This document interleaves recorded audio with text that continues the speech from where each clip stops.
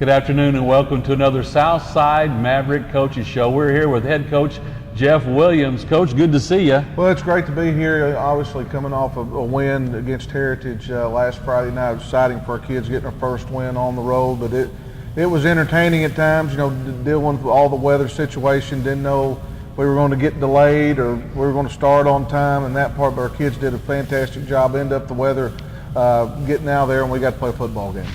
Well, after a couple of first two games in the non-conference season, a couple of top 5 opponents, it was good to get out and play against a team that we had a chance to really get after a little bit, and it had to be good for us to get going into the conference season to get that win. Well, it is. Obviously you want to be playing well once you hit conference play, and one thing we talked about last week was execution. That was kind of the word of the week, and our guys was coming off a game against Harbor and Greenwood.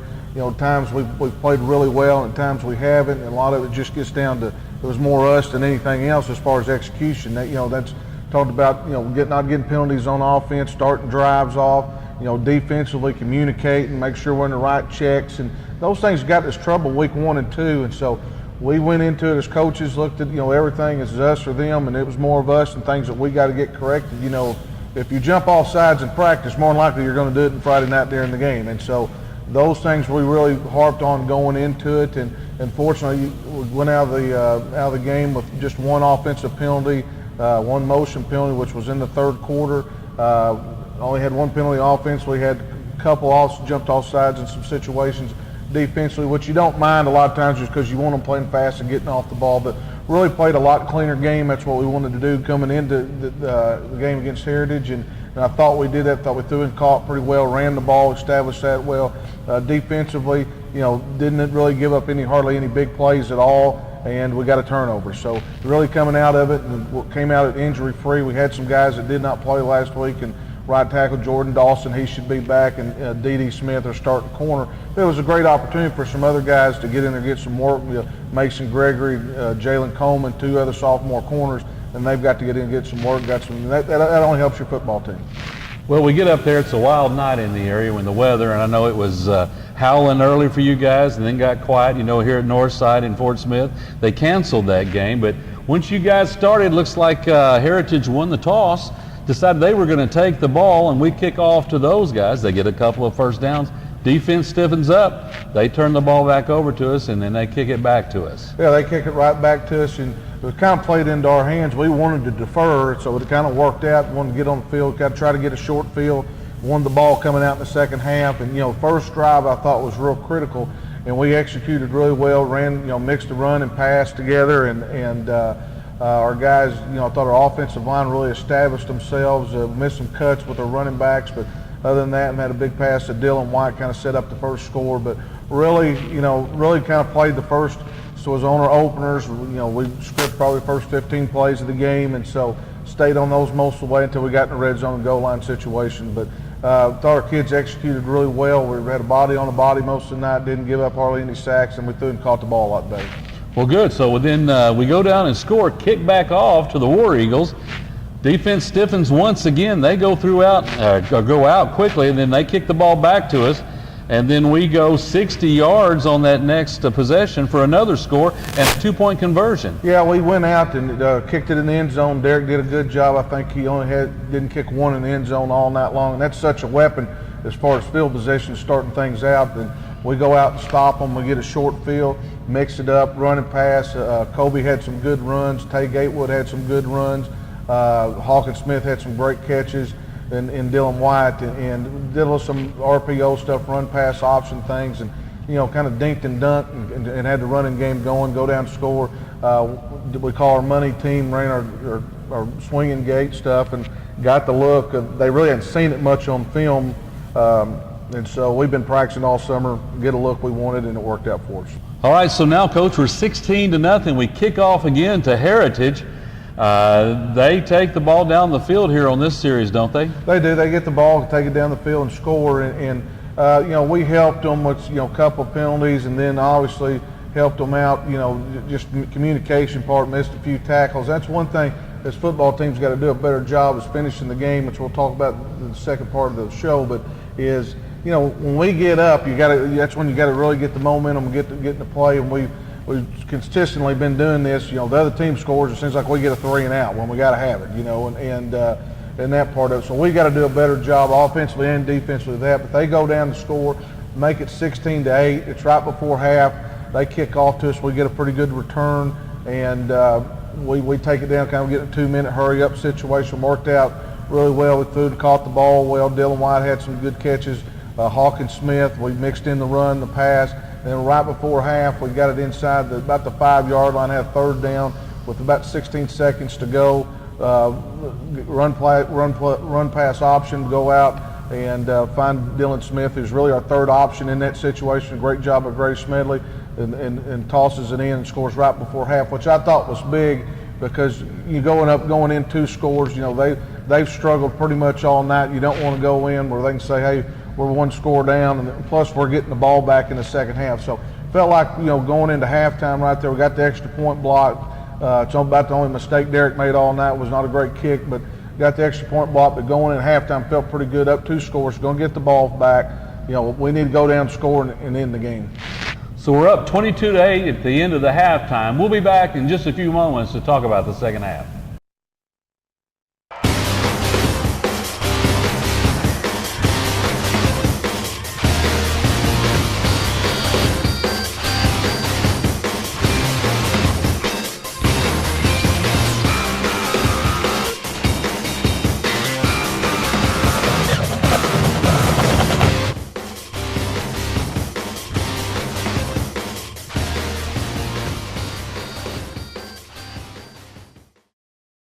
So as the second half begins, Coach, they have won the toss to begin the game and took the kickoff. So we're going to get the kickoff to begin the second half rather. Right, and it was. I thought that was big. As we talked about before, we were up 2 scores coming out of halftime. I had to make a couple adjustments, but we get the ball first. We want to go down and score and move the ball fairly well. Had 1 miscue, didn't execute on a snap, and it was a 3rd down call, and we've been running pretty good up the middle and hit some passes. They had the right call. We tried to run the speed handoff, lost 12 yards, so put us behind the sticks. But Derek Gutierrez comes out, who's been a great kicker for us the last 2 years, comes out and nails a 37-yard field goal. We don't get the touchdown that we want, obviously, but we come out and we get points. That's the main goal there, but we've got to do a better job of coming out in the second half, finishing that drive. Well, this drive included a lot of runs by the Mavericks.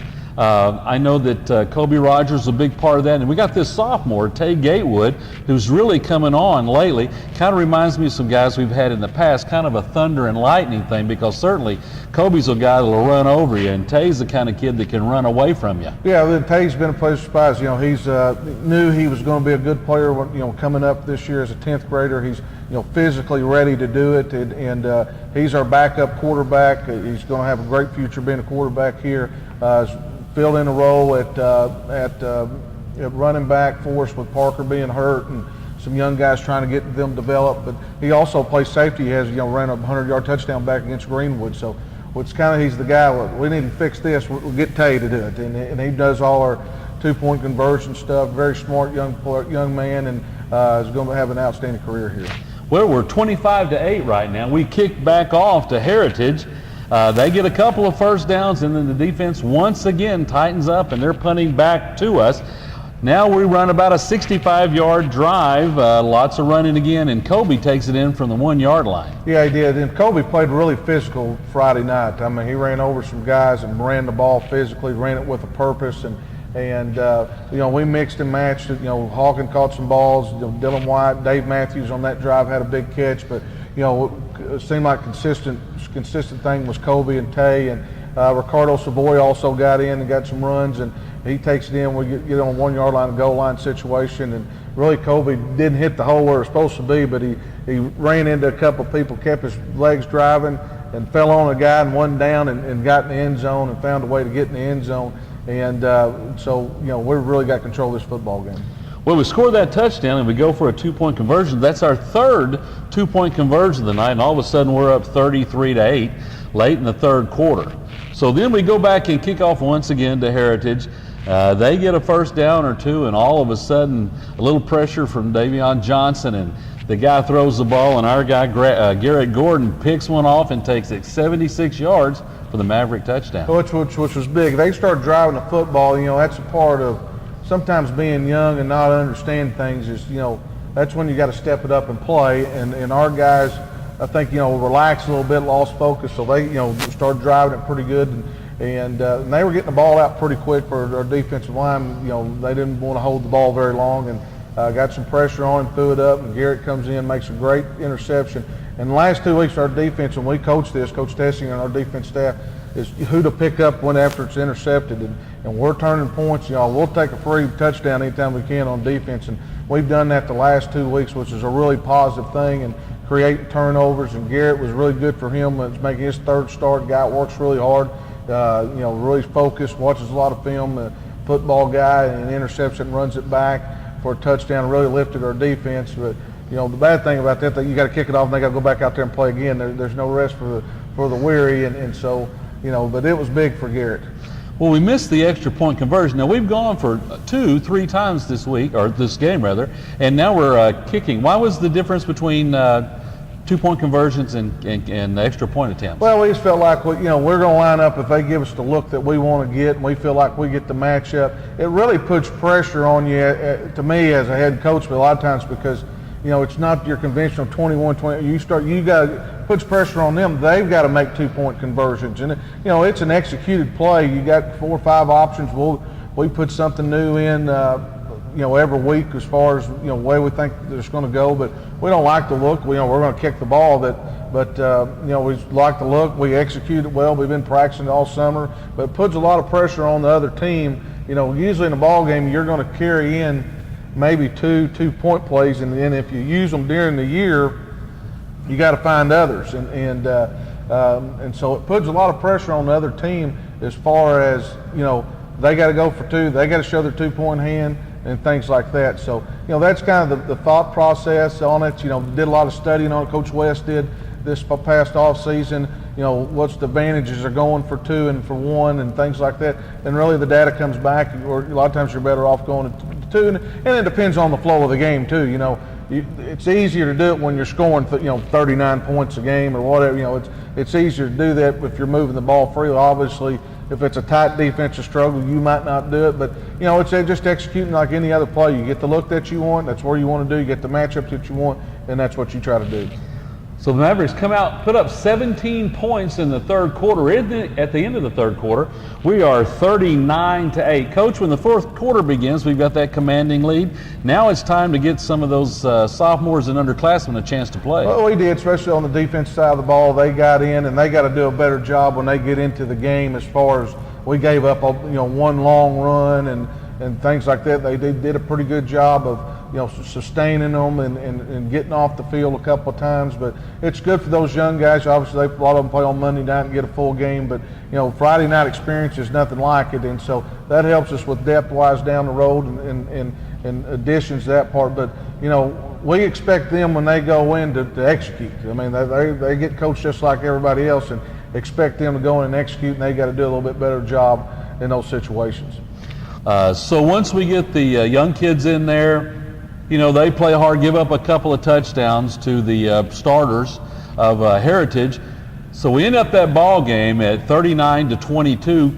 Still a great win for the Mavericks to finish the non-conference season. Well, it is. I mean, we've had a tough non-conference schedule, but we needed that win obviously going into the conference. But anytime wins are hard to get. People take those things for granted. They just think they're going to happen, or you might play a team that their record's not real good, or something like that. Everybody just expects it. People, I like to call it taking a week off. Well, we don't. But as players and coaches, we don't have weeks off, and in that part, I mean, getting your first win I've been doing this a long time. It's the hardest one to do. It's kind of like your first touchdown you score of the year. That's usually the hardest one there is for you to score. And getting your first win was big, but obviously, we're fixing to start conference play. We got a big 4-game stretch here. You look for the next month. I mean, we're playing top 10 teams. We got a Conway team. They're 0-3 coming in here to open the conference. They're a very good football team. Been beat by Bentonville, been beat by Springdale, and been beat by Jonesboro, who scored, I think, 69 points last week. And they've been competitive. They've been in the games, and just, a turnover here or there, they're 3-0, and they're a very good, well-coached team. They're traditionally, we've played them a lot in the past. It's always been a tough ball game. Got some good athletes. Should be a great atmosphere Friday night here. Having the Hall of Famers are coming in.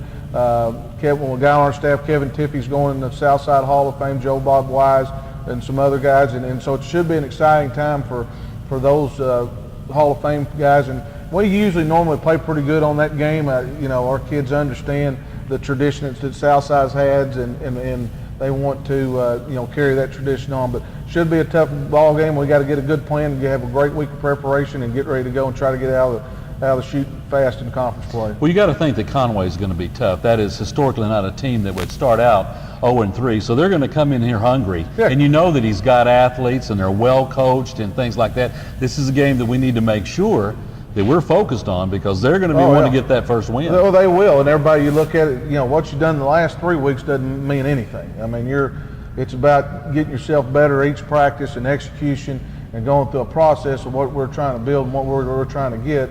And but they're it's everybody's 0-0. This is when everything counts right now. I mean, you're setting yourself up for playoff situations, seeds and everything else, and you don't know from week to week what's going to happen. And so our focus is on Conway, getting a lot of our guys back. Should be pretty healthy.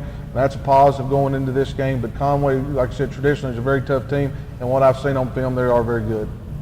Well, we're back in the Central Conference again. We 2 years down there a couple of years ago, back to the West, back to the Central. How's the Central look to you this year? Well, it looks real tough. I mean, you look at we've got Conway, we've got Cabot, who's ranked in the top 3. A lot of 1 or 2 or whatever. They got their quarterback back. You've got North Little Rock, who's picked by the coaches as the favorite in the conference. They've looked I've seen them on film, very physical football team, very athletic. Bryant's got a new coach in Buck James, who was at Camden Fairview, won state championships there, has done well wherever he's gone.